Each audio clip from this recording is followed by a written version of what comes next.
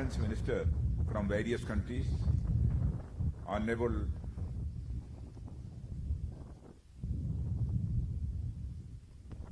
Sarananji Goda, Chemical and Fertilizer Minister, Government of India, Chief of Defence Staff, General Bipin Rawat, Chief of Naval Staff, Admiral Karambir Singh, Chief of Air Staff, Air Chief Marshal R.K. Bhadauria, Chief of Army Staff, General M.M. Naravane, Defence Secretary C. Ajay Kumar, Secretary Defence Production Sri Raj Kumar, Secretary DRDO Dr. Satish Reddy, and Secretary Civil Aviation Sri Pradeep Singh, Chief Secretary Karnataka Sri P. Ravi Kumar, business leaders from around the world, friends from the media, distinguished delegates, participants and guests who have joined physically and virtually, ladies and gentlemen, a hearty welcome to you all to Aero India 2021. I am delighted to see the defense ministers, senior defense officials and business leaders from around the world in this 13th edition of Aero India, the largest aero show in Asia. Like previous editions, Bengaluru, the capital of Karnataka state, has been selected to host the event again.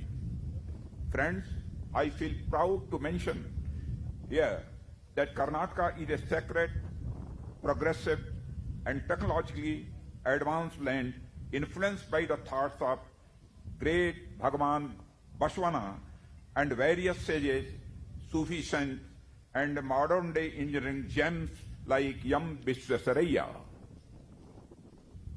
Brothers and sisters, the existing supply chains developed over the years by the aerospace and engineering firms and investor-friendly government with simplified procedures and fast-track business approvals through single-window clearance mechanism combine to make Karnataka a very attractive destination for the industry.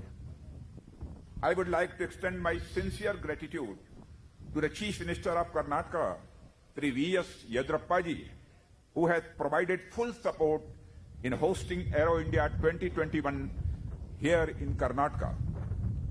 The Aero India series of shows have become an important milestone in the biannual calendar of the stakeholders across the world. In the universe of aviation, this show is one of the brightest galaxies that is accompanied by a wide variety of options, solutions, partnerships, and most importantly, opportunities. Aero India 2021 continues this journey that promises to take its participants from the runways to the airways that crisscross the deep blue sky around the globe. Friends, but like most journeys, this too will bring its unique challenges. And as the last year has shown, no journey can be completed without passing through testing times, through lessons that last a lifetime, through setbacks and falls, through failure and pain. Friends, many a test flight faced the challenge of the false start, aborted attempts, mid-air stalls, only to recover and eventually find success. Our collective journey through the last year has been no different. The year 2020 has been a challenging year for the entire world and has adversely impacted the lives, livelihood, industrial growth, and economy of many countries.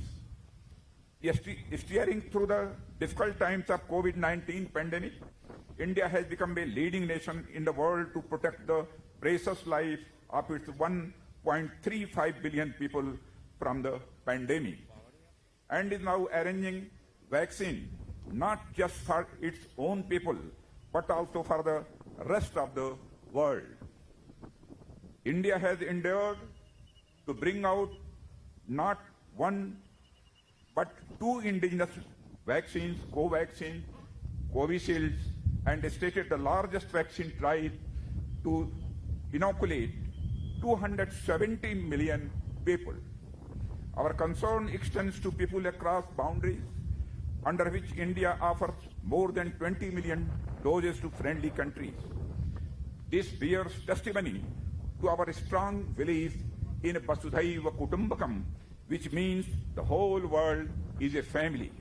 It also underlines our capability to make in India for the world. Brothers and sisters, despite the constraints caused by the global pandemic, I am pleased to see such a large number of participants in this year's event. It is coming from the world's leading nations in the field of military and aviation. This shows that humanity has tremendous capacity to overcome the adversities, and it is ready to convert such challenges into opportunities. It is this spirit that made us take the plunge and take a lead in organizing such an international mega event which is completely COVID compliant. Friends, the Aero India 21 will display the vast potential for India and the multifarious opportunities that our country offers in the field of defense and aerospace sector. It also promises to be the world's first ever hybrid aero and defense exhibition. In order to maximize the reach and participation, the event is being conducted in a hybrid format with a concurrent virtual exhibition which will integrate the seminars, business-to-business interaction, product display, etc. It will be not incorrect to say that Aero India 21 has truly gone digital and global. I had been informed that about 540 exhibitors, including 80 foreign companies, defense ministers, delegates, service chiefs, and officials from more than 55 nations are participating in this event. It reflects the growing optimism of the global community and the level of confidence felt in the emerging capabilities of India. The gracious presence of defense and foreign affairs ministers, service chiefs, officials, and delegates who have arrived from various countries and far-off places has added a greater significance in value to the event. I am personally grateful to you all. I express my deep sense of gratitude to the defense minister from Maldives, Ukraine, Equatorial Guinea, Iran, Comoros, and Madagascar who have joined this show in person, and many others who are joining virtually. I also recognize the presence of CEOs of global and Indian aerospace and defense majors. Friends, India today offers a unique opportunity in defense and aerospace manufacturing. This opportunity comes as a sangam of rising demand, greater innovation, conducive policy, and a maturing ecosystem in defense and aerospace manufacturing sector. We have taken many steps to strengthen our security apparatus recently. Domestic manufacturing of bigger and complex defense platforms has now become the focus of our policy under the Atmanirbhar Bharat Abhiyan. We plan to spend $130 billion on military modernization in the next 7 to 8 years. My brothers and sisters, the sector has been further opened for foreign sector participation, and we are encouraging foreign OEMs to set up wholly owned subsidiaries or enter into strategic partnership with the Indian companies. This event would provide the participating nations and industries a platform towards forging such collaborations in the aerospace and defense sector. Since 2014, the Government of India has brought in many reforms in defense sector to create a conducive ecosystem for exports foreign direct investment, and the government of India has enhanced FDI in defense sector up to 74% through the automatic route and 100% through the government route. Which should act as a catalyst for foreign players to invest in India. Friends, the newly introduced Buy Global Manufacture in India category of capital procurement in Defense Acquisition Procedure 2020 allows outright purchase of equipment from foreign vendors followed by indigenous manufacture through its subsidiary India or through a joint venture or through an Indian production agency. Another newly introduced provision of Make 3 in the Defense Acquisition Procedure 2020 provides for Indian firms to manufacture defense items either in collaboration or with transfer of technologies from foreign OEMs. The new offset policy announced in October 2020 focuses on attracting investment and technology transfer by according higher multipliers. Friends, over the years, the government India has facilitated establishment of wide-ranging production facilities of various defense equipment through defense public sector undertakings and ordnance factories. A large number of state-of-the-art weapon systems, platforms, equipment have been designed and developed by the Defense Research and Development Organization to meet the requirement of the armed forces through a strong indigenous technology base. I am happy to inform that the reforms aimed at bringing ease in doing business have shown good results. India has recorded a jump of 14 positions against its rank of 77 in 2019 to be placed now at 63rd rank among 190 countries assessed by the World Bank. Industrial licensing requirements have been eliminated for a number of items in the defense sector. Number of industrial licenses have almost doubled in the last 6 years, and more than 500 companies have now taken defense license. India is one of the fastest growing civil aviation markets in the world, with rising passenger and cargo traffic demand for aircrafts, and the related supply chain is increasing. Friends, India therefore holds a huge potential for investments in the aerospace sector, particularly in manufacturing of aero engines and sub-assemblies, as well as in the maintenance, repair, and overhaul of aircrafts. I invite the business leaders from across the globe in this field to take advantage of the various initiatives of the Government of India and set up manufacturing units in our country. Establishing MRO facilities in India for civilian and military aircraft will enable operators to achieve faster turnaround times, savings in operating costs. Friends, shortly after this program, I will be opening the India Pavilion that showcases our design and manufacturing supply chain associated in various facets of the rotary wing ecosystem. I would also provide a glance to the future technologies and possibilities that will shape the future of rotary wing platforms in India. I am very happy that the HAL, Hindustan Aeronautics Limited, has got the orders of development of 83 new indigenous light combat aircraft, Tejas Mark 1A, from Indian Air Force, valued at the more than rupees 48,000 crores. It is probably the biggest Make in India defense contract till date.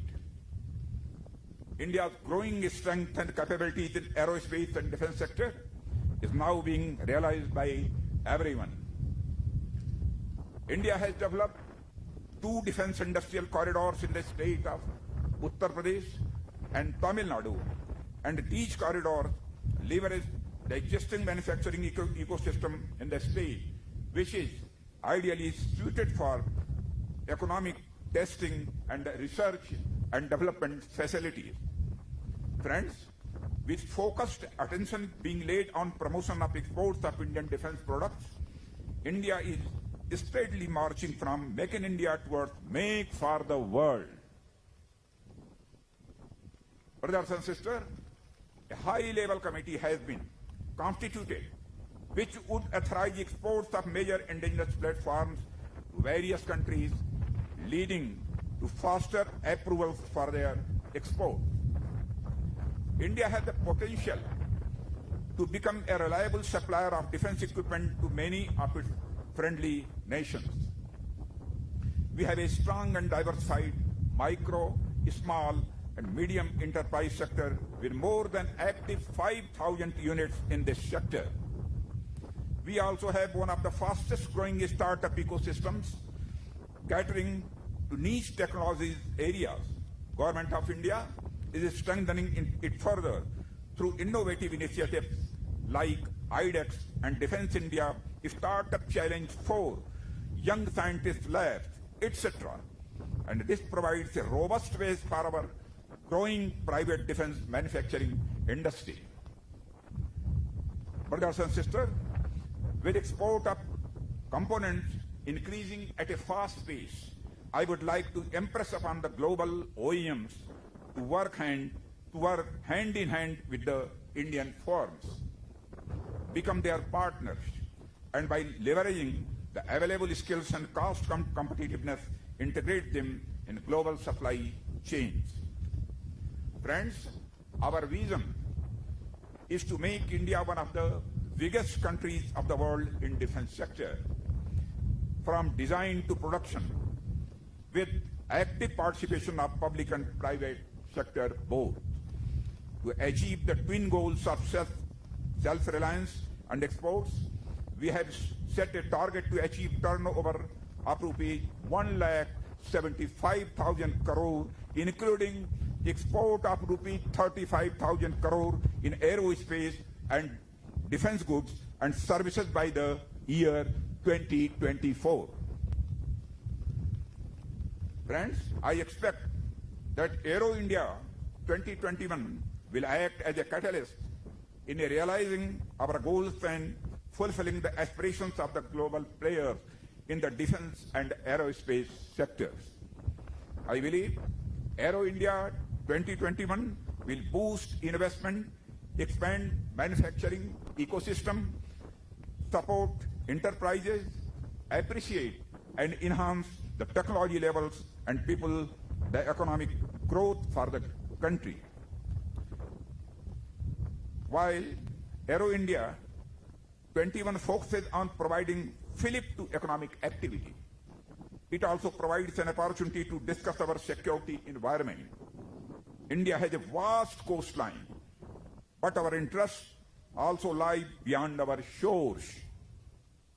It includes our people who reside and work across continents, especially in Indian Ocean region.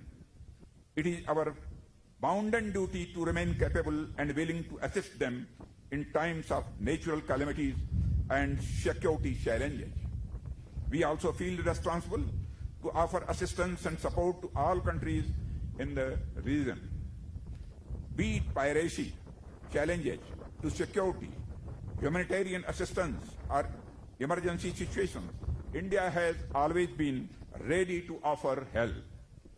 Friends, in this context, during the visit of Honorable Prime Minister Sri Narendra Modi to Indian Ocean Island states in 2015, a concept of Indian Ocean named Sagar, which means security and growth for all in the region, was visualized.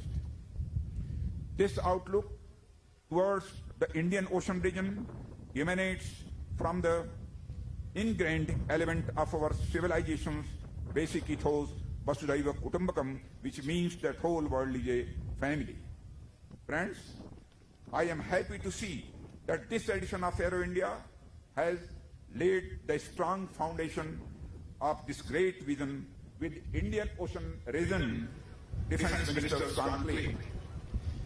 It is themed on enhanced peace, security and cooperation in the Indian Ocean region. The conclave is an initiative to promote dialogue in an institutional and cooperative environment that can foster the development of peace, stability and prosperity in the Indian Ocean region.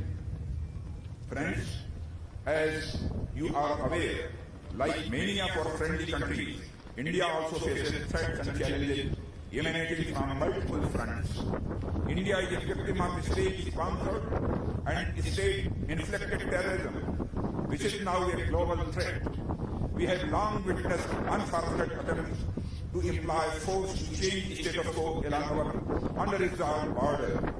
India is vigilant and prepared to counter and defeat any misadventure to defend our people and the territorial integrity at all costs. Brothers and sisters, our resolve towards this end is shown by our growing defense capabilities. The Aero India 21 will showcase this commitment. The seminars section in Aero India is also powering and the dream of Atmanirbhar Bharat.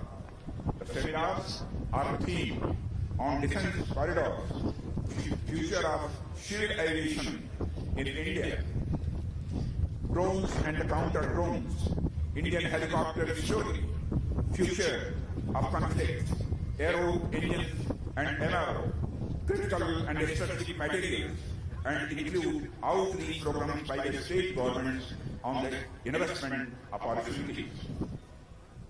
Friends, the Aero India seminars will be held in a hybrid format. The speakers as well as the audience will be able to participate in the various seminars virtually also. They will be streamed worldwide. Their interactions could be conducted by the leading industry forums, international forums, think tanks, media houses, Indian industry, DRDO, Ministry of Civil Aviation, the state government, etc. Renowned experts have been invited as speakers. My dear brothers and sisters, Aero India 2021, through both its physical and virtual manifestation, provides the opportunity to create desirable synergies in defense trade, manufacture, and export. I am confident that these 3 days will prove to be productive and that's it. Every Every police officer will have to get it. will forge new relations and carry forth the existing relationship and associations to the next level. I wish the organizers and the participants the very best for the conduct of this event. Once again, I would like to congratulate and appreciate the efforts of government of Karnataka and the Ministry of Defence in organizing this first international mega event. Now, I declare Aero India 2021 open and wish for its mega success. Thank you very much. Jai Hind.